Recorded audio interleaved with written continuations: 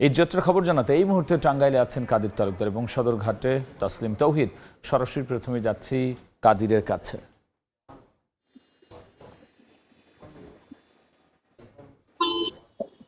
ঈদ যাত্রায় গত দুদিন উত্তরবঙ্গের মানুষজন স্বস্তিতে বাড়ি ফিরলেও আজকে কিন্তু সকাল থেকেই সেই স্বস্তিতে আর বাড়ি ফিরতে পারছে না। আমরা সকাল থেকেই দেখেছি যে ঢাকা টাঙ্গাইল মহাসড়কের যে যমুনা সেতু রয়েছে, সেই যমুনা সেতু থেকে রাবনা বাইপাস, কখনো রাবনা বাইপাস, কখনো করুটিয়া, আবার কখনো নাটিয়াপাড়া পর্যন্ত দীর্ঘ যানজটের চিত্র আমরা সড়কে দেখতে পেয়েছি। সেই সড়কে এই যে ঘরমুখ মানুষজনের যে স্রোত, গণস্রোত আসলে তৈরি হয়েছে। আমরা সকাল থেকেই দেখেছি যে বিভিন্ন যানবাহন, বাস, ট্রাক এবং পিকআপে করে মানুষজন তারা প্রিয়জনের সাথে ঈদ আনন্দ উপভোগ করার জন্য ছুটে চলছেন। কিন্তু আমরা কথা বলেছি যাত্রীদের সাথে এবং চালকদের সাথে কথা বলেছি, তারা বলেছে যে আসলে গত রাতে তারা গাড়িতে উঠেছে বাড়িতে যাওয়ার জন্য, কিন্তু এখন পর্যন্ত কিন্তু অনেকেই টাঙ্গাইল পর্যন্ত এসে পৌঁছেছেন এবং আমরা শুনেছি যে 8 থেকে 10 ঘন্টা সময় লেগেছে তাদের এই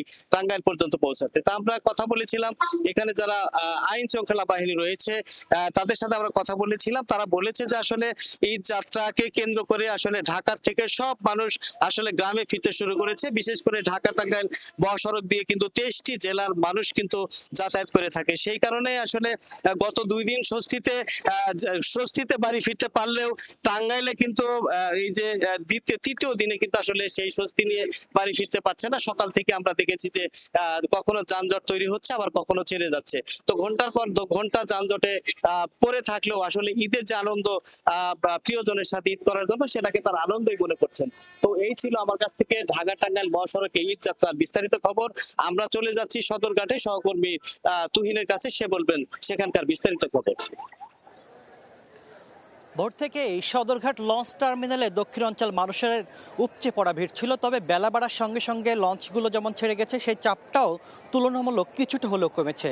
বিশেষ করে দক্ষিণাঞ্চলের আমি 10টা পর্যন্ত আমরা BIWTA থেকে যে তথ্যগুলো পেয়েছি, যে বিভিন্ন গন্তব্য থেকে সদরঘাট লঞ্চ টার্মিনাল এসে পৌঁছেছে 49টি মতন লঞ্চ, এবং এই গন্তব্য থেকে সদরঘাট থেকে বিভিন্ন দক্ষিণাঞ্চলে বরিশাল সহ বিভিন্ন জেলাগুলোতে অন্তত 40টি লঞ্চ ছেড়ে গেছে। অর্থাৎ যে সমস্ত লঞ্চগুলো ঢাকায় এসে পৌঁছাচ্ছে যাত্রী বোঝা হওয়ার পরেই কিন্তু বিভিন্ন গন্তব্যের উদ্দেশ্যে কিন্তু রওনা দিচ্ছে। তবে একটা জেলার কথা বলতে হয় যে বরগুনার সকাল থেকে বরগুনার লঞ্চ না থাকাতে বেশ ভোগান্তিতে পড়তে হয়। কিছুটা আগে বরগুনার লঞ্চ এসে পৌঁছেছে, সেখানে কিছুটা হলো সেই ভোগান্তি কিছুটা হলো লাঘব হয়েছে। সামগ্রিকভাবে যদি বলি যে সদরঘাট লঞ্চ টার্মিনালে ভোর থেকেই পন্টনগুলোতেও উপচে পড়া ভিড় ছিল। অর্থাৎ সরকারি প্রতিষ্ঠানগুলো আগে যেমন ছুটি হয়েছে, বেসরকারি প্রতিষ্ঠানগুলো আজকে 29 রোজা থেকে কিন্তু অধিকাংশ সকল প্রতিষ্ঠানই, বেসরকারি প্রতিষ্ঠানগুলো ছুটি হয়েছে। ফলে সবাই কিন্তু ঘরমুখী হয়েছে ঈদের আনন্দ ভাগাভাগি করতে, আপনজনের সাথে ঈদ করবে।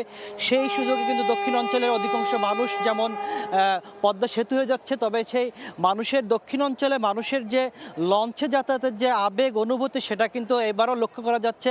মানুষ আসছে এবং লঞ্চগুলো বোঝাই হয়ে কিন্তু যাচ্ছে, যাত্রী কিন্তু আমরা ছাদেও তাদেরকে লক্ষ্য করা যাচ্ছে। সব কিছু মিলায় এখন পর্যন্ত গতকাল বেশ একটা দুর্ঘটনায় 2 জন মারা গিয়েছিল এবং নিখোঁজের ঘটনা ছিল। সেই নিখোঁজের ঘটনা আজকে সকালে আমরা দেখেছি ফায়ার সার্ভিস তারা নিখোঁজ ব্যক্তিকে উদ্ধারে তৎপরতা চালিয়েছে। তবে এখন পর্যন্ত সেই ব্যক্তির সন্ধান পাওয়া যায়নি। এছাড়া গতকালকের দুর্ঘটনা ছাড়া আজকে এখন পর্যন্ত কিন্তু শান্তিপূর্ণভাবে সদরঘাট লঞ্চ টার্মিনাল থেকে বিভিন্ন গন্তব্যের উদ্দেশ্যে যাত্রী যেতে পারছেন। তো এই ছিল সদরঘাট লঞ্চ টার্মিনাল থেকে ঈদযাত্রার সর্বশেষ খবর। ঈদযাত্রার সবশেষ নিয়ে আমরা সরাসরি ছিলাম সদরঘাটে এবং টাঙ্গাইলে। আমি কি কিছু ধরেছি নাকি? আপুটা আপনাকে চেক আউট করছে, জাস্ট কুল থাকুন।